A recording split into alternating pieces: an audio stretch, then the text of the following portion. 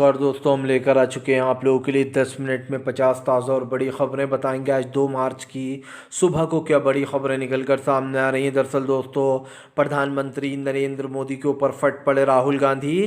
कहा, देश के लोकतंत्र को ख़त्म नहीं होने दूंगा। क्यों आखिरकार दोस्तों यूसीसी बिल पर लगातार भड़का हुआ है मुस्लिम समाज।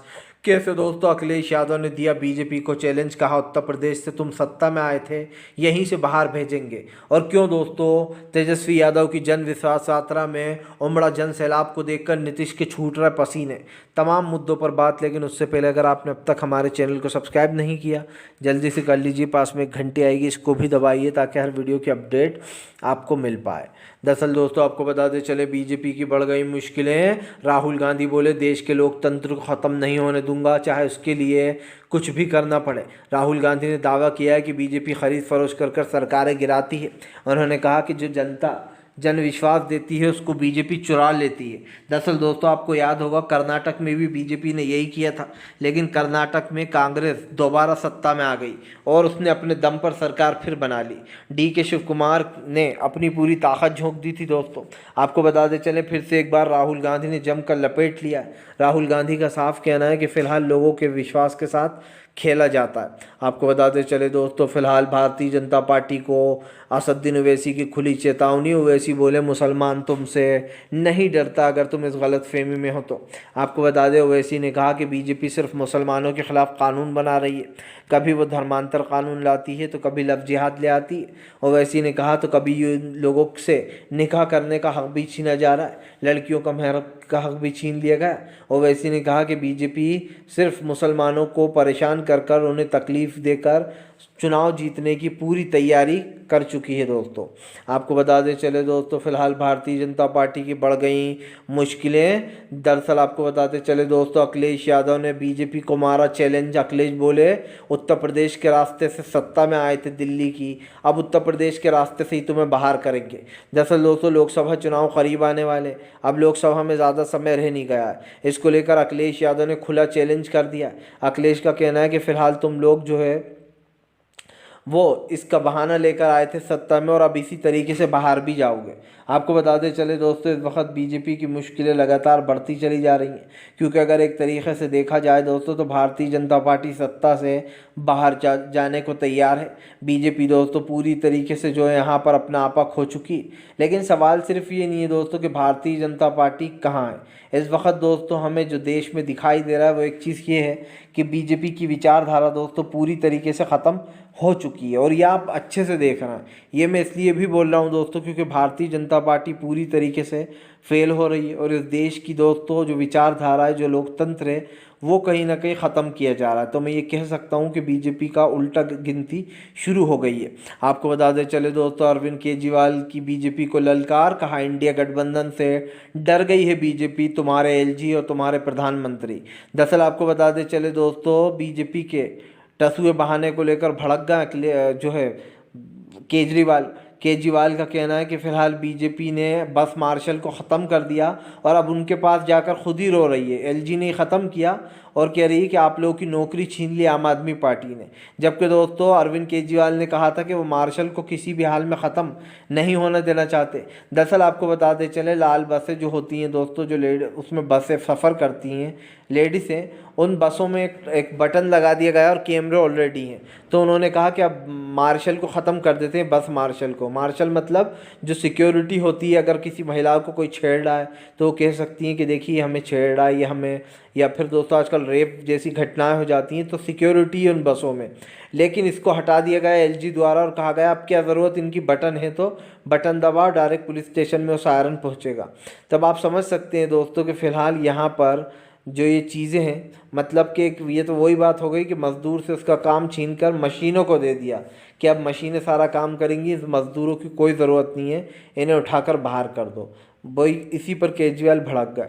आपको बता दें चले दोस्तों, फिलहाल प्रधानमंत्री नरेंद्र मोदी के रास्ते में कांटा बिछाया दोस्तों हिमाचल में डीके ने दोस्तों कैसे हारी बाजी को फिर से जिता दिया। दरअसल दोस्तों हिमाचल में बीजेपी को बड़ा झटका लगा। उसका फिलहाल की बात कर रहा हूँ, फिलहाल तो ऑपरेशन लोटस अटक गया है। हालांकि अगर एक तरीके से देखा जाए दोस्तों तो कांग्रेस के पास अगर ये 6 विधायक सच में सस्पेंड ही रहते हैं और इनको हाई कोर्ट या सुप्रीम कोर्ट से कोई राहत नहीं मिलती दोस्तों, तो फिर दोस्तों सरकार को कोई ख़तरा नहीं है, हिमाचल की सरकार को। लेकिन दोस्तों अगर इन 6 विधायकों की सदस्यता बहाल कर देता है हाई कोर्ट या सुप्रीम कोर्ट दोस्तों, तो फिर ये बात कहना गलत नहीं होगी दोस्तों कि फ़िलहाल एक तरीके से न सिर्फ धोखेबाजों को बढ़ावा दिया जाएगा, सरकार गिराने वालों को, बल्कि दोस्तों इन लोगों को राहत देने का मतलब भी ये होगा कि फ़िलहाल एक तरीके से बीजेपी को सपोर्ट करने में लग जाएंगे ये लोग।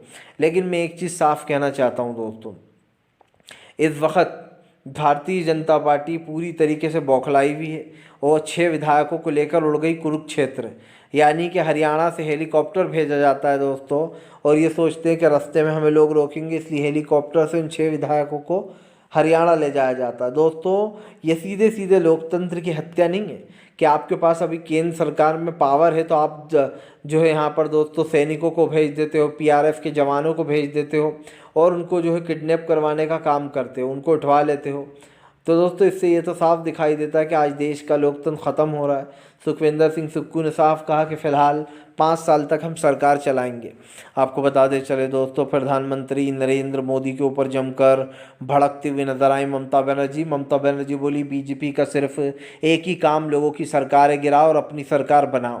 दरअसल ममता बनर्जी ने बीजेपी की विचारधारा और उसके कामकाज पर सवाल उठा दिया। उन्होंने कहा कि बीजेपी जोड़ तोड़ की राजनीति करती है, जहां पर जनता जनादेश से किसी को जिताती है वहां बीजेपी पैसों के बल पर सरकार गिराने में लग जाती है।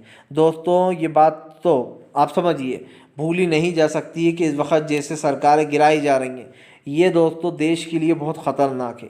आप समझिए, आप लोग वोट देते हो कांग्रेस को, लेकिन उसके बाद बीजेपी खरीद फरोश करके सरकारें गिरा देती है। अब फिर जनता वोट दे ही क्यों? अगर आपको यही सब कुछ करना है पैसों के बल पर ही, तो फिर मुझे लगता है दोस्तों जनता मूर्ख बन रही है, उसे वोट देना ही छोड़ देना चाहिए। किसी को वोट मत दो, क्योंकि फिर अपने आप ही तय होगा कौन सरकार बनाएगा। क्योंकि अगर इसी तरीके से होना है, हमने जिताया किसी को और विधायक पैसों के लालच में चला गया उधर दोस्तों, या तो फिर एक ऐसा कानून बनना चाहिए कि भैया एक बार जिसकी सरकार बन गई वो ही 5 साल तक चला सकता है, ना कोई विधायक छोड़ के जा सकता है, ना कुछ और हो सकता है। क्योंकि दोस्तों यही असली लोकतंत्र है। आने वाले समय पर इस पर एक कानून बनना चाहिए मैं कहता हूँ, और बनेगा इसलिए दोस्तों क्योंकि ये फ़िलहाल देश के लोकतंत्र को और मजबूत कर सकता है। आपको बताते चले दोस्तों, भारतीय जनता पार्टी और नरेंद्र मोदी के ऊपर लग रहा है गंभीर आरोप, मोदी जी इस देश को डिक्टेटरशिप से चला रहे हैं। दोस्तों अब ये लोकतंत्र से नहीं चल रहा है, अब ये डिक्टेटरशिप से चल रहा है हमारा देश। कुछ लोग तो ये भी कहते हैं कि बीजेपी इसको साउथ कोरिया बनाने के चक्कर में, जैसे किम जोंग दोस्तों वहाँ पर वोट नहीं डालने नहीं देता किसी और पार्टी को। मतलब वहाँ पर चुनाव तो होते हैं, लेकिन जो चुनावी पार्टी किम जोंग की पार्टी है वो साफ कह देती है कि फ़िलहाल वोट हमें ही डालना। अगर तुमने किसी और को वोट दिया तो तुम जो है देश से बाहर निकाल दिए जाओगे और जो है यहाँ पर देश विरोधी साबित कर दिए जाओगे। तो मतलब साफ है कि वोट तो डलते हैं, लेकिन उन्हें पहले ही डरा दिया जाता है कि जॉब भी जाएगी तुम्हारी और काम से भी बाहर जाओगे। तो ये चीज़ें दोस्तों साफ़ हो चुकी हैं कि फ़िलहाल साउथ कोरियन बनाने की कोशिश की जाती है कि यहाँ पर भी सेम वैसे ही देश को चलाया जाए दोस्तों, जैसे वहाँ पर होता है कोरियन में।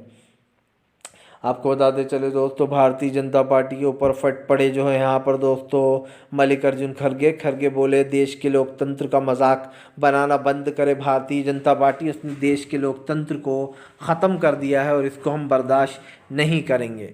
दोस्तों देश का लोकतंत्र तो बर्बाद हो ही गया है, लेकिन मोदी सरकार की राजनीति आपके और मेरे दिमाग से अब परे हो चुकी है।